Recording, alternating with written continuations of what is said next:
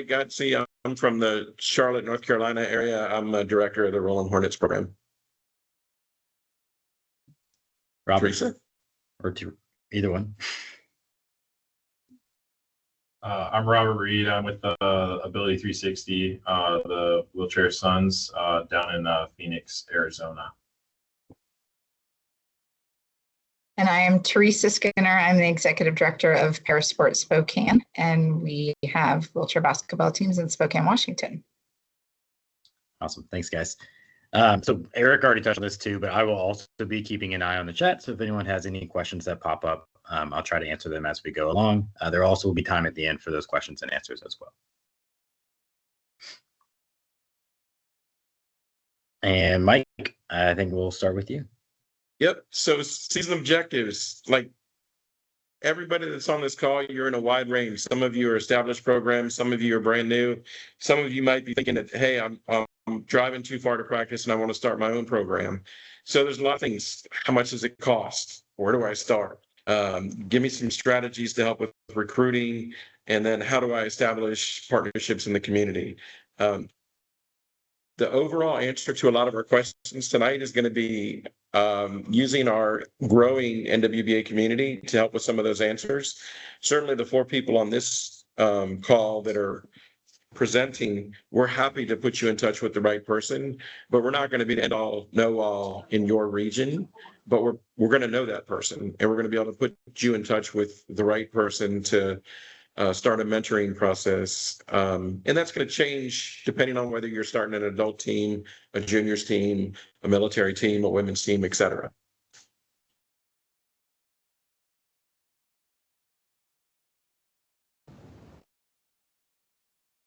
All right, and pass it to Robert. All right. So where do you start? That's a great question for anyone when you're interested in creating your own team, whatever that journey is, whether it's a personal relationship, maybe you have a child that plays wheelchair sports or wheelchair basketball, or you have, a family member, or you're an athlete yourself and you want to start a team in your community. How do you do this? Well, number one, you want to see if there's a team in your area first. And by doing that, you go to the website or the closest team to you. And then from there, determine if there's a need in your community and you're going to start this team. How do you do that? So there's a lot of different ways, historically that programs have been started.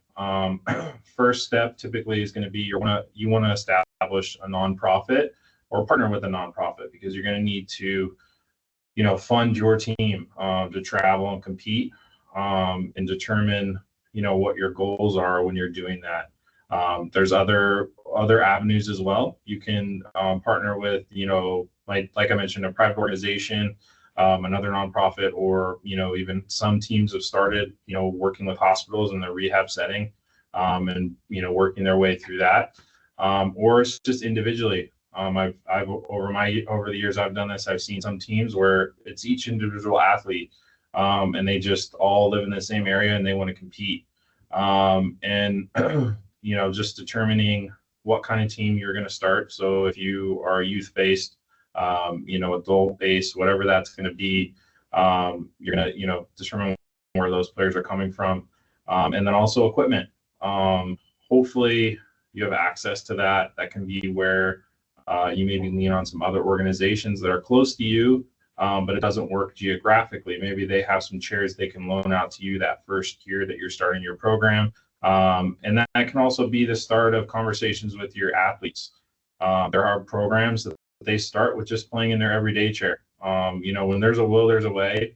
And then you work your way through finding funding to purchase chairs, or you encourage your athletes to work with those resources to get their own chairs, whether it's the CAF grant, Challenge Athletes, Skelly Brush, etc.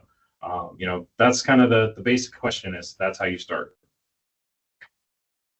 Yeah, so then getting more in depth with our next slide, I'll pass it over to Teresa and kind of talk about getting started.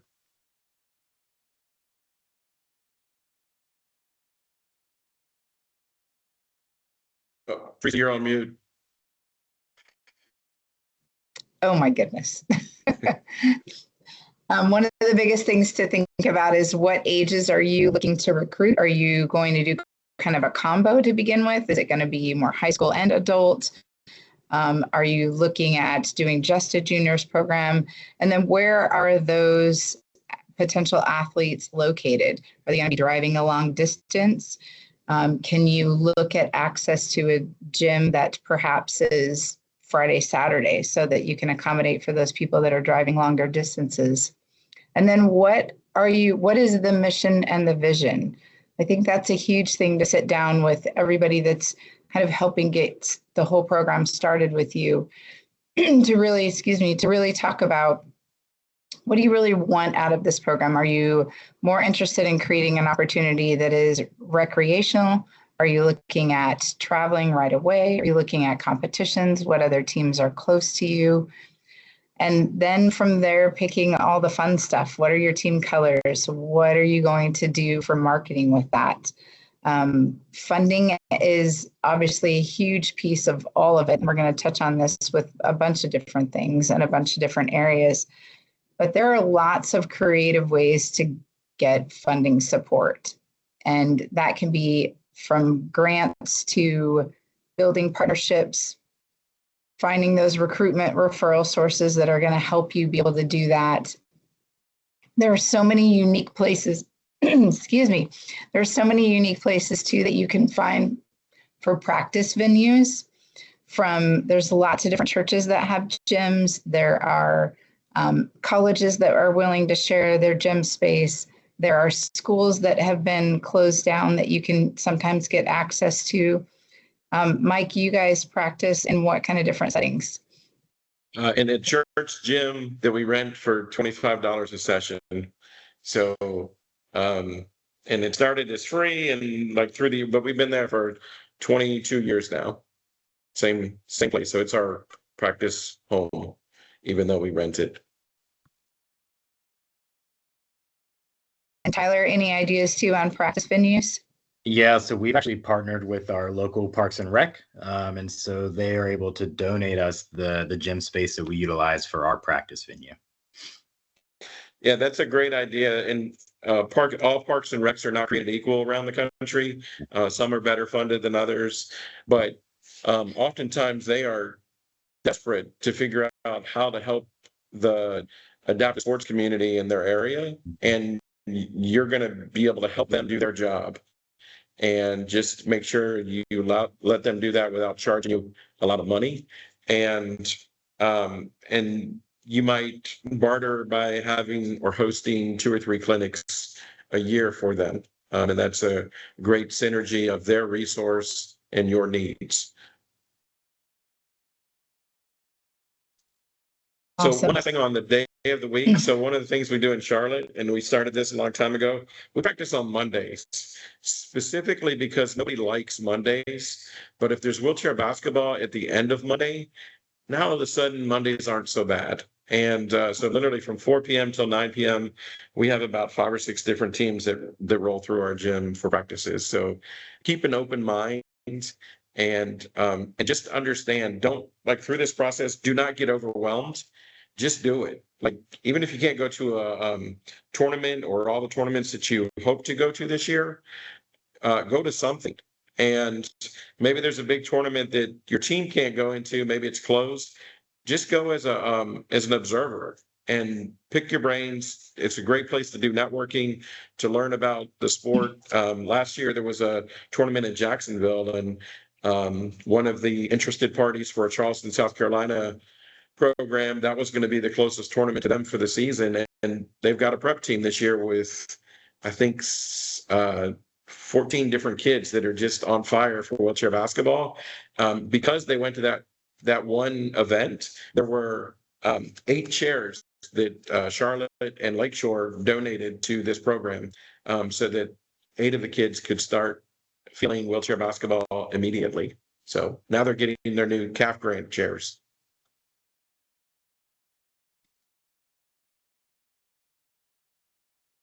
Awesome. So now we're going to transition a little bit more in depth. So talking a little bit more about budgeting and kind of where do we even start?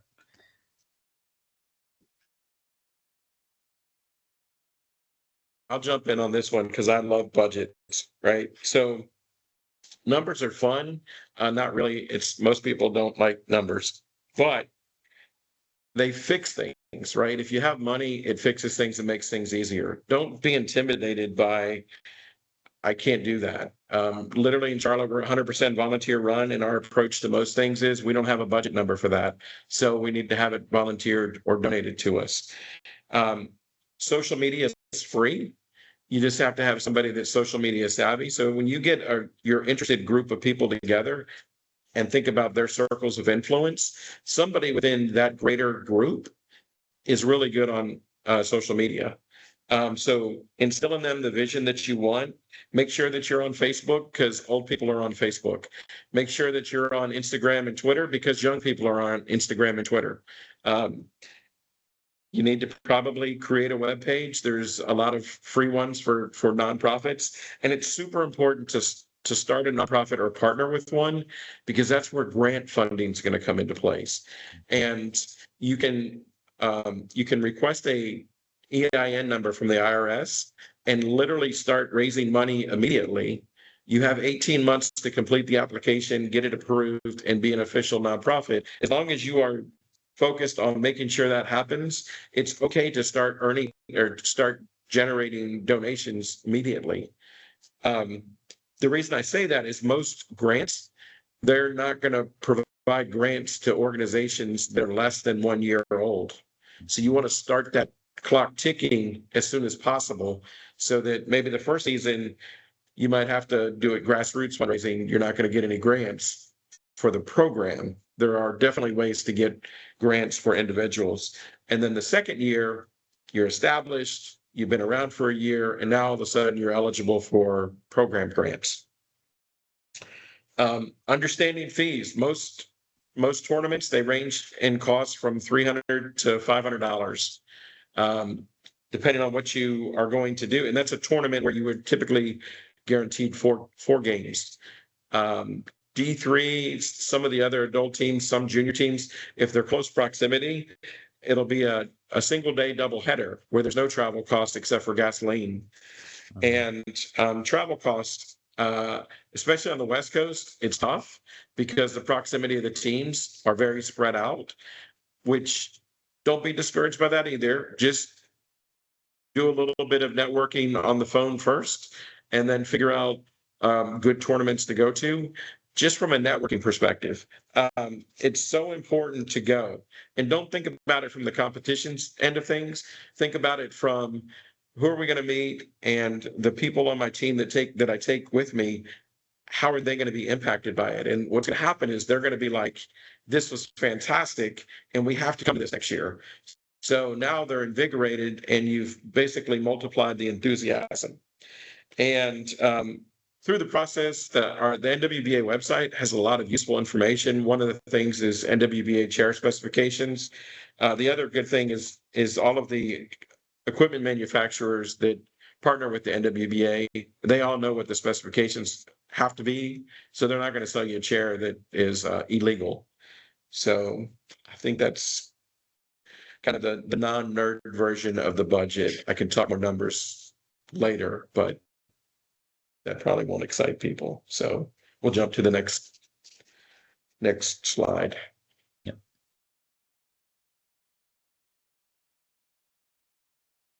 So more on the budget, and I can pass this to whoever.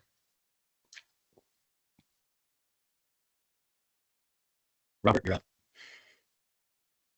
All right. So, yeah, I mean, I guess this is more into the programmatic side of things, or like the official items you want to make sure you associate into your budget. So, we'll mention this, quite a bit through this presentation, but really get familiar with NWBA website.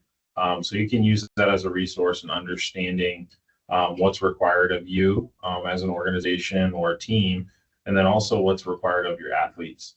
There's a fee for both. There's a fee to have a team. There's a fee for each athlete to register, as well as your staff on your team. So your coaches, your reviewers, things like that.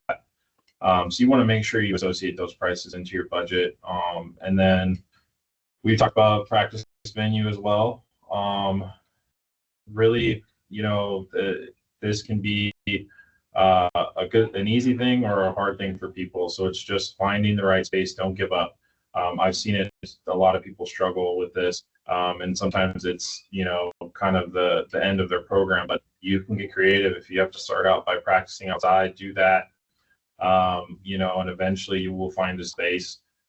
When there's a will, there's a way. I'm fortunate enough to work for an organization that has a huge facility, but I can tell you I was on the other side of it when I started playing, where this was an idea that eventually became a reality as far as having our facility here in Phoenix. And we practiced in gyms. My coach at the time found a gym, a school, and we had an agreement with them, and we were practicing all over the place. So, don't let that be a hesitant for you.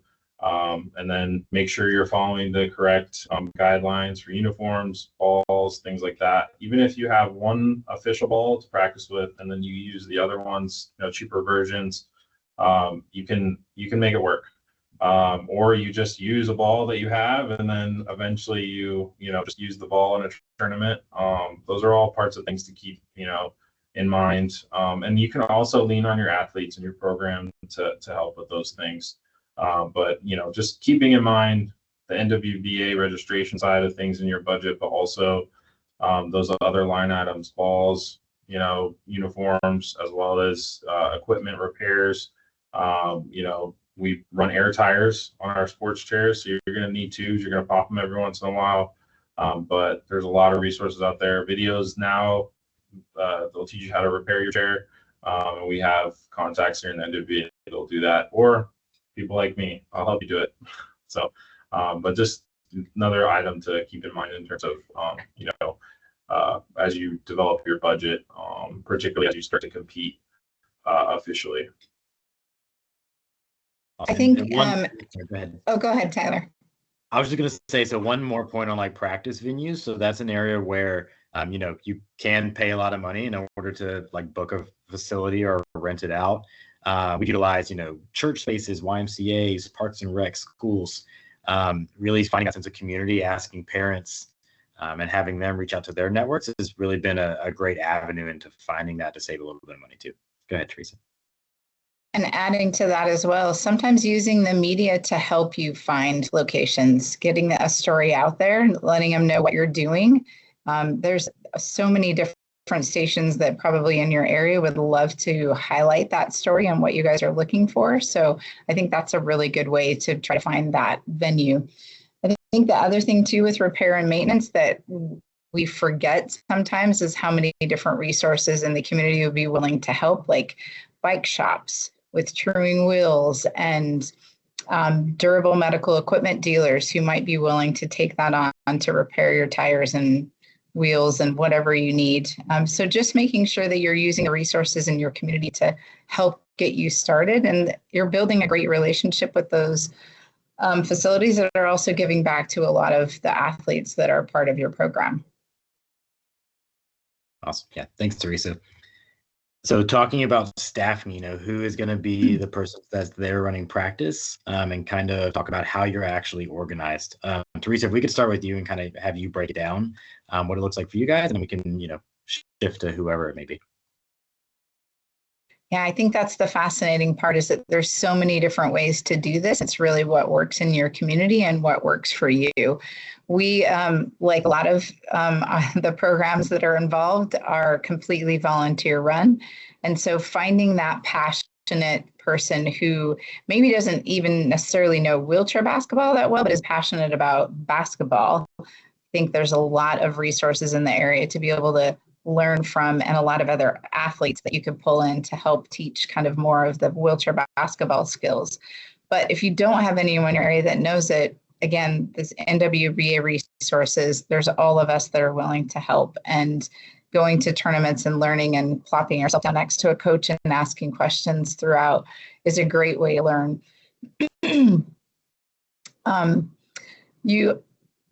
Excuse me. Oh my goodness. You all will have a team classifier reviewer, and that can be kind of overwhelming at first, but it's an easy process to get through. And again, there's lots of resources out there and all of us to help with those processes. We talked a little bit about registration, that everyone has to become a member. And with that, if you're over 18, there's safe sport training that's involved. And that, again, is something that the NWBA walks you through pretty easily. If you also will have to have background check if you're an adult non-member or a non-athlete member. Those are all different things that are the part of the process, but something that we can easily help walk you through, all of us on this call and all of us in your areas. And Mike, I would just like to add there, kind of along the lines of whether it's trying to figure out somebody to help with practices or other roles within the organization, don't be afraid to ask, whether it's asking in person, which it's a lot harder to say for somebody to say no to you when you're asking them in person. But if you need something, just ask, because if you think about the various disabilities that are in our community, at some point the communities come around you and they've said, what can I do to help? Guess what? Now you can help. You can help by fixing the fixing the wheelchair tires. You can help by buying me a couple of balls. You can help by paying for a month's worth of rent. You can help by paying for hotels for this player for the season. So how that'll help you, though, is when people are donating their money or their time, if they're getting instant feedback as to what that's going towards, they're all in, and they're much more willing to help than if they're just writing a check to a big corporation that they're going to get a tax break on maybe at the end of the year, and then get another request for more money. So don't be afraid to ask for help. It's a sign of strength, and it'll make your program better, and it'll allow you to help others. And another thing that we use locally is we're not asking for a donation. We're asking you to partner with us. That's a different, just a little bit different wording, but it's true. We really want to have people partner with us because we want it to be more than just a one-off interest level for them. So. Awesome. Thanks, Mike. Yep. Robert, could you touch on recruitment a little bit more? I know this is an area where we've probably all done different things. And so if we could all kind of pitch in here, that would be awesome as well. Yeah, I think I won't take up too much time because I know each one of us can give a good insight in this. But it truly goes in all different ways to find athletes, whether it's, going into the rehab setting, or going into organizations, get to know your disability related, resources in your community, whether it's certain nonprofits that serve a certain group, or, schools is also huge, but sometimes that's hard to get into. We say schools a lot, but sometimes it's not always ideal. And sometimes you literally have to go school by school by school and just say, hey, starting a wheelchair basketball team, do you have any kids who might be interested? Here's my information. Maybe, when you get onto the higher end of that spectrum, you go, hey, can I come and show you guys about, parasports or wheelchair basketball and see if there's any kids that are interested. And it's also a great way to recruit not only athletes, but also volunteers. There's a lot of kids and teachers that want to help with things like this. But, sometimes there are certain areas where it can seem easy to get athletes or players. Other times it's not that way. And you just have to think outside the box. Sometimes it's just in the grocery store. I've recruited a couple kids myself in the same way, just seeing a parent on the rolling down the aisle and the kid says something to me and I'm just like, hey, have you played wheelchair basketball? And they're like, no, what's that? And then it's just starting that conversation and, just pulling every way you can. Because, as a adaptive athlete myself, I can speak from my own experience. I didn't find adaptive sports until I was 16 years old. And if I had found it when I was eight, when I became a person with a disability, it would have catapulted me even further. So I'm always trying to recruit as young as possible, and then even as we look into our adults as well, is making sure that they know that that's a possibility when they're new to this world. We can become disabled at any point in our lives. So we want to make sure that they know that there are competitive sports and things that they can continue to do no matter their ability. So it's just thinking outside the box. Teresa, I'll let you go next. I like how you said it's sometimes, excuse me, challenging to get into the school system. And I think one of the ways that we've been able to conquer that to a certain extent is to contact the PT and OT departments within those school districts and ask to do a presentation during one of their luncheons.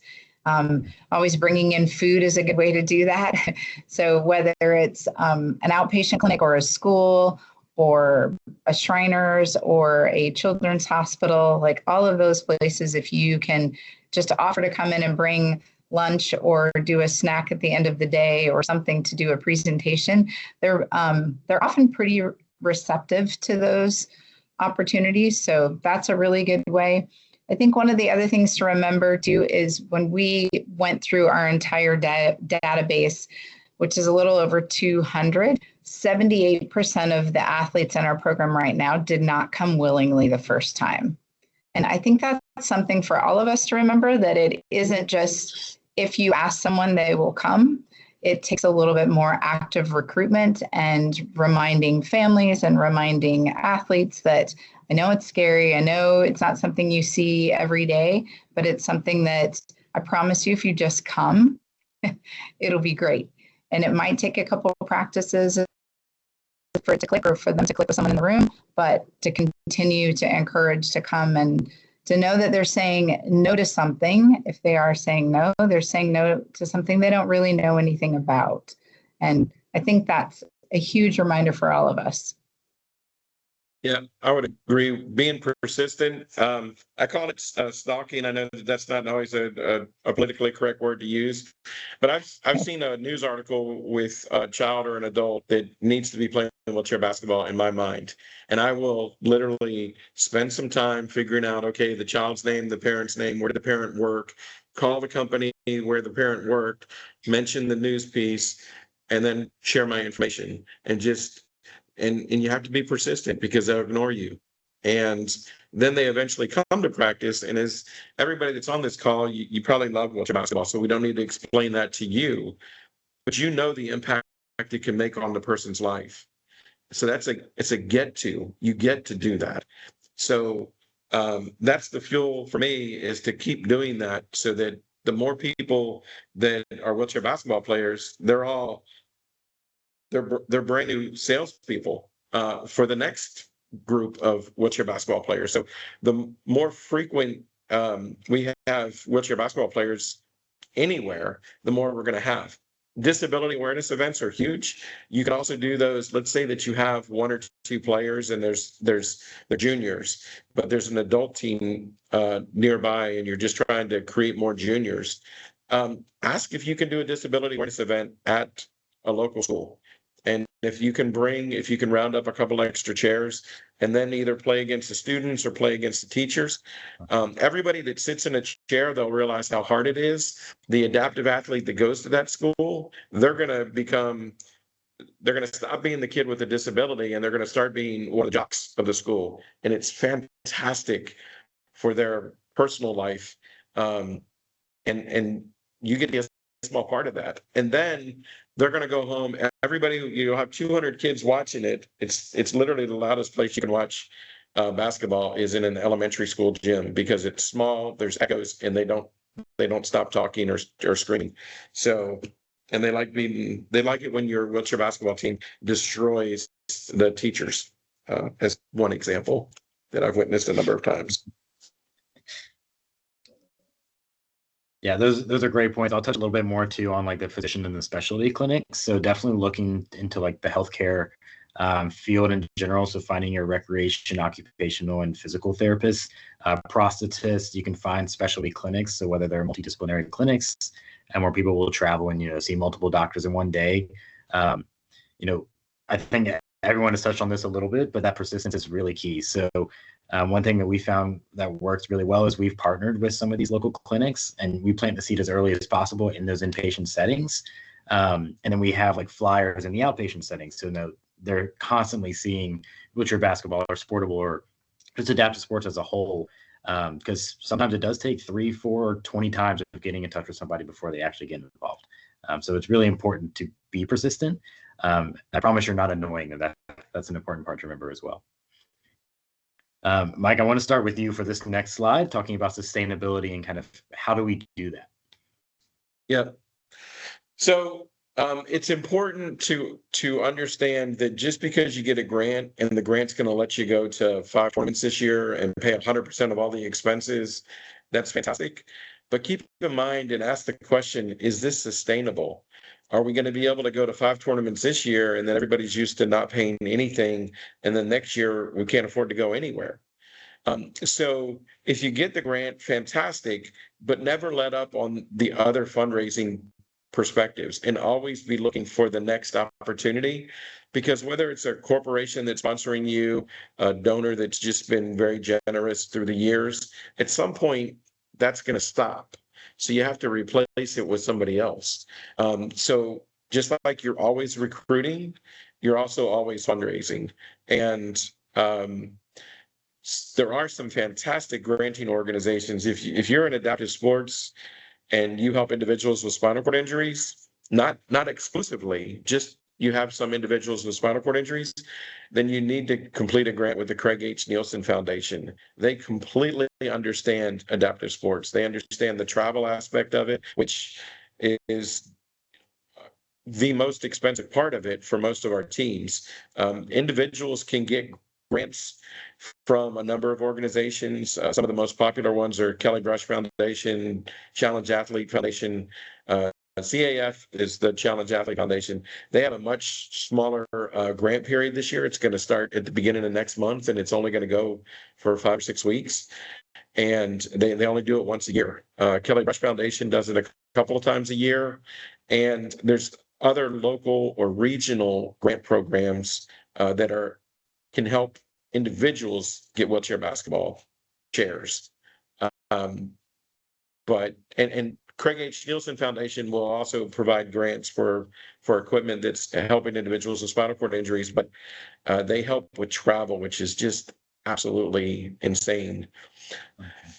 Community awareness events, you can partner with a local, like a doctor of physical therapy program. They'll actually love to do that, and they'll do all the fundraising for you.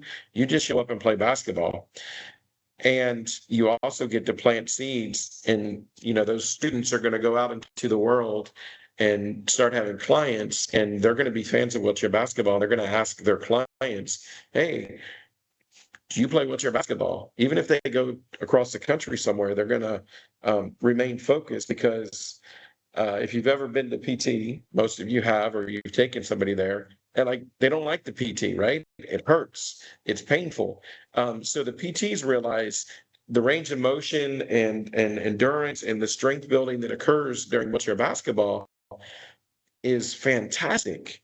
And most importantly, it's fun.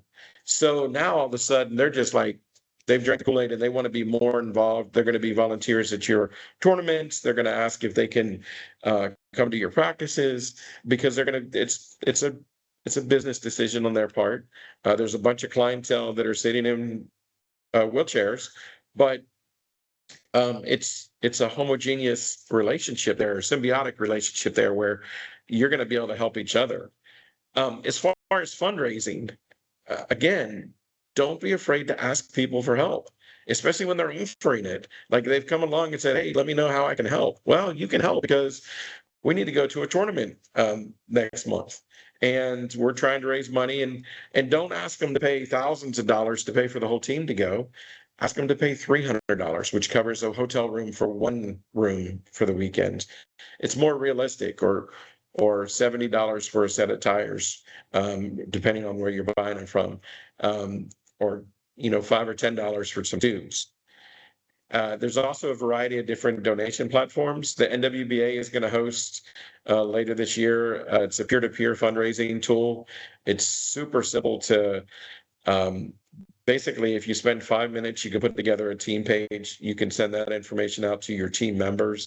In 5 minutes, they can set up individual pages. It all rolls up, and it's easy. And then it goes to social media impact of whether it's Instagram, Twitter, Facebook, LinkedIn, email, text. Basically, you're just pushing the person back to your individual page, which rolls up to a team page. You can do the same thing with GoFundMe. The disadvantage to a GoFundMe is not a charitable contribution to the person that's supporting you or partnering with you. If you do it through the NWBA peer-to-peer, as soon as they send the donation, they immediately get a thank you note, their tax receipt, whatever you want to call it. So a lot of other ideas out there, Robert, Teresa. You talked about building community awareness and kind of getting the kids and or adults out there to kind of recruit and to build that awareness. And I think one of the things that we've done in the past, and it's just reminded me that we should do it again this year, is a shoot-a-thon. So that gets the athletes out there talking to people, whether it's their PT clinic, whether it's their doctor, their dentist, their family members that maybe haven't seen wheelchair basketball, or friends or schools or teachers, any of those people. It just gets them an opportunity to be able to talk about the sport and talk about what they love, and people get to learn what their passion is. And you can get sponsors for per basket, or you could do a flat fee, but either way, it creates an opportunity to connect with the community and that face-to-face interaction that I think is so powerful from the athlete or the parents too, or adult athletes. Yeah, I think just leaning our community is always one of the easiest things you can do. One of the things we do within our teams is we'll give our athletes a goal. So it could be, $500. And then when we, make certain tournaments, if things are tight money wise, we'll say, all right, guys, this is our target. Like let's say, nationals isn't always guaranteed, right? So you make it to nationals that first year. And, there are some people that, individually they can't afford that. So if you say, all right, if everyone, raises $750 a piece, or we hit $10,000, no one has to pay for anything. I'm always shocked by how we go above that number. And because you don't have to pay for it and you can fundraise it, you'd be shocked by how quickly people will raise that money. And it also just gives you an ability to not have to incur that cost. And so that's where I would put it towards your players, to ask their friends and families, because you're always surprised by who might give you, a boost to hit that goal. So that's the only other input I would put with that.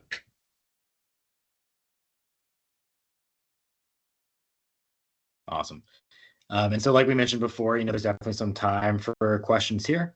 Feel free to either throw some questions in the chat, raise your hand, and I'll, happily call people. And then just kind of as a general awareness, all of our contact information is on here. And, you guys are welcome to shoot us an email, shoot us a text, whatever it may be, and ask questions as you guys, as they come up. So questions.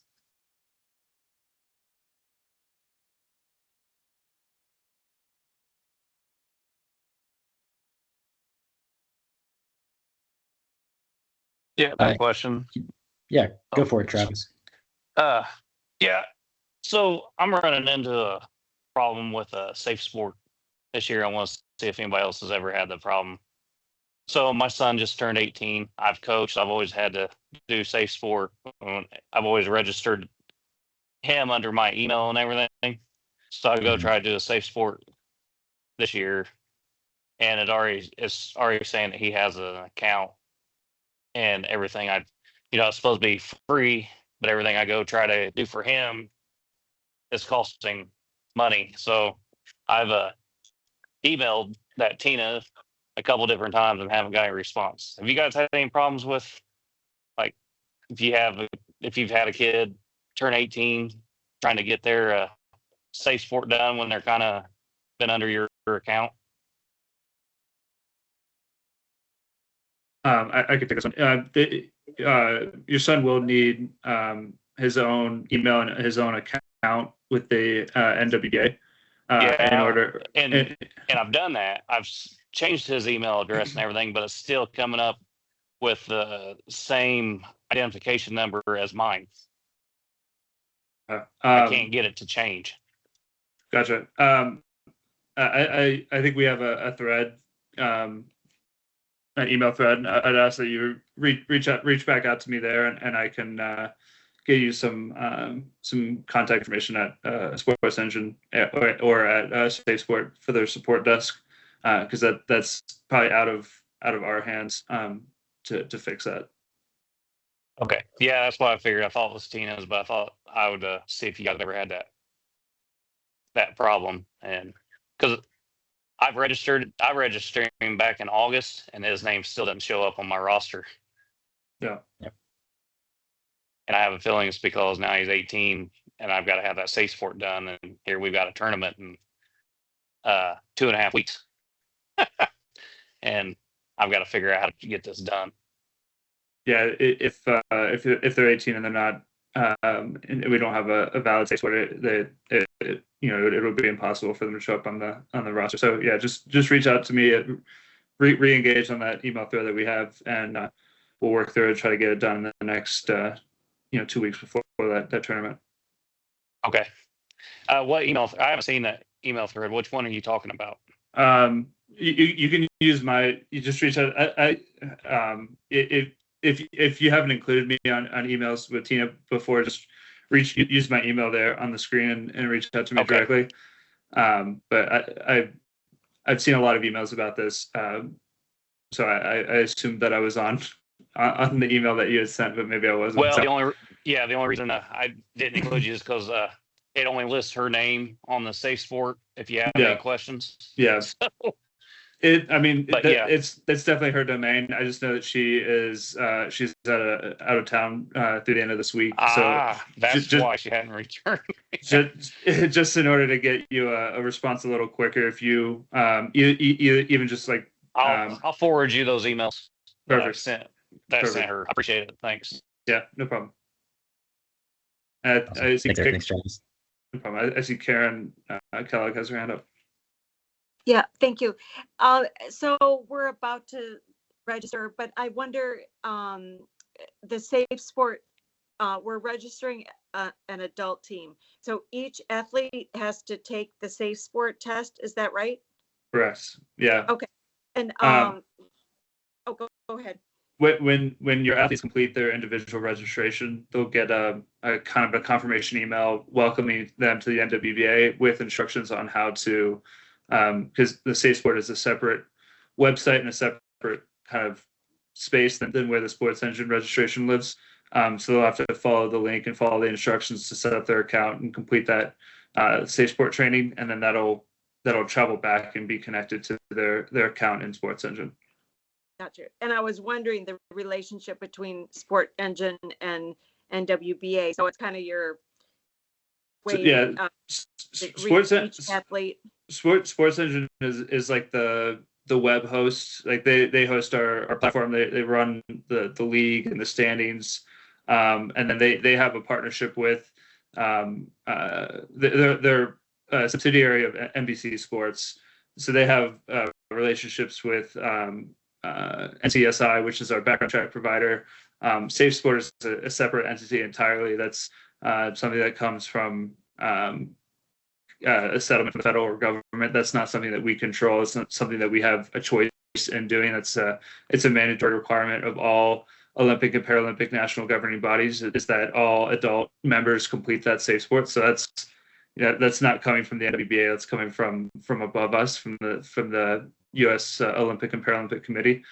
So they run that, but we have, it feeds into the Sports Engine platform and the NWBA website. I got you.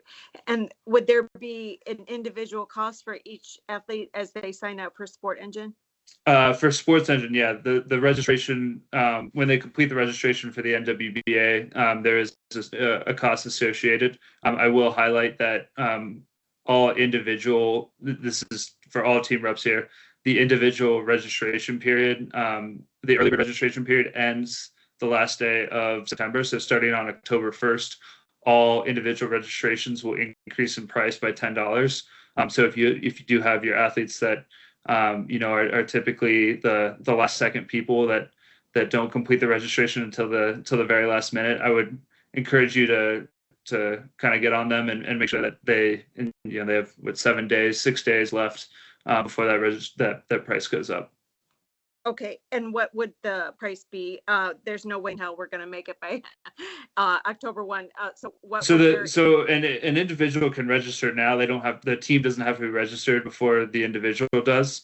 If they register now and select no team, they can get their registration in at the current early bird price. And then when the team registration is complete, we can go in and add that to their registration. So I would encourage them to sign up as soon as possible to get that early bird price. I think you said you're starting an adult team. Is that correct? Yes. Yeah. So right now the current price is $50, and that will go up to $60 for adults. Great. Thank you. Yep. Awesome. Sharnita, I hope I'm saying that right. I see your hand up. Yes, you were. I had a question for Eric. I know I spoke to him via email in the past, and I know it was mentioned about the different rules and the team reviewers. Just wondering if there are any updates. I haven't received anything as far as kind of completing the new requirements. I don't want to wait until the last minute. Yeah, the new team reviewer page is live. I think we've made several announcements about it. I don't know if Mike or Tyler, if you're able to share the link directly to the team reviewer page. It was on one of the previous slides. But if you go to that team reviewer page on the NWBA website, it will take you. It will link to the new team reviewer course. And then, yeah, if you are a new team, you are required to have at least one team reviewer on your team. It can be the same as the team rep. But yeah, that course is live, so you're able to go in and take that course. And what's the deadline for that? I would say just before your first game, your first tournament. Okay. Thank you, Tyler. Thank you. Yep. Kim, I see your hand up. Hi, thanks. I have two questions. One, do we need to have every child who participates with our program? So we have a small group of athletes this year who will not be competing at all. Do they need to be registered with our prep team as well, or do they not need to be registered? So I guess it's up to you and it's up to the families. Ultimately part of everyone's registration includes buying into like the NWBA provided insurance. So if you are, that's part of what the team cost is. It's part of what the individual cost is. If there were to be an injury or something that would happen at practice, all NWBA registered individual members, as well as like the team, are protected by that liability insurance. So if you have members of your team that are not registered and are participating in practice and get hurt, like there's a chance that there would be that they would not be covered. So I would encourage everyone that is going to be practicing with your athletes to complete that registration. And if the prep registration is I think currently is $30 until the end of the month, so it is a lower cost than the adult registration. Okay, thank you. Yep, and Kim, one more thing is if y'all were going to host a home tournament or even a home doubleheader, it would be fantastic. Like a kid's first game time, everything, rebound, assist, it's fantastic. And in order for them to be in the bench area, whether they're one of the players or one of the coaches or staff members, they have to be registered and on one of the rosters. That's part of the Safe Sport, and it actually comes from Congress. Congress created the Ted Stevenak embodies all of the NGBs that Eric was talking about previously. So it's kind of, it's our government at work. They imposed this thing that costs a lot of money for other people, and then they didn't fund it. So the adults we will definitely make sure. It was some of the very young kids who are participating right now, and so for them, their families were a little like, wait, I have to. And so we're like, well, we'll check on that. So yeah, and the other selling point is that because they're under 18, they don't have like the Safe Sport requirement, or like the prep registration is a very easy process. So yeah, I would encourage them to complete it if they can. Okay, sounds good. And then my second question was, we have a local women's team, and their reviewer has agreed to help us review our kids this year. Do we need to add her to our team rosters to make sure that's like kind of? Yeah, it's not a separate registration. Just have either you reach out directly to me or CC her or whatever, and I can add your teams under her registration, just so that we're above board on that. Okay, perfect. I'll do that. So that's great, because we were very appreciative of her helping us out this year. Thank you. Awesome. Yep. Awesome. Teresa, see your hand up. Hi. I just real quick, can our reviewer be our head coach? Mm-hmm. Yep. Okay. I just wanted to double check that before he took the course. Yeah. That's kosher. Awesome. All right. Thank you. Awesome. Other questions?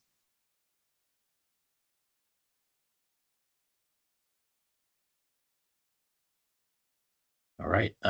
Mike, do you want to wrap us up and send us home? Yeah, absolutely. I just thanks. I was thrilled with the number of attendees tonight. I think last time they did this, there was a handful. It just shows the growing interest in the sport. Appreciate everyone being here. Best of luck this year. And most importantly, don't get discouraged. If you think it's a pretty good idea, you're just not quite there yet, go ahead and try it. You know, it's kind of like Field of Dreams. Build it and they will come. And reach out, and there's a list of names here. We're all super engaged and we want to help. We may not be your mentor, but we're going to put you in touch with somebody that's regionally located to you that's going to be very, very helpful. And that's it. Thanks for being here. And Teresa and Robert both left for great reasons. Robert was going to first basketball practice of the season, and Teresa is with Team USA in India for track. So it's literally like 6:15 a.m. For her. So she had to go to breakfast with the team. Thanks, Tyler and Eric, for making this happen. And everybody have a great rest of your week. Thank you all for everyone. attending. Have a great day.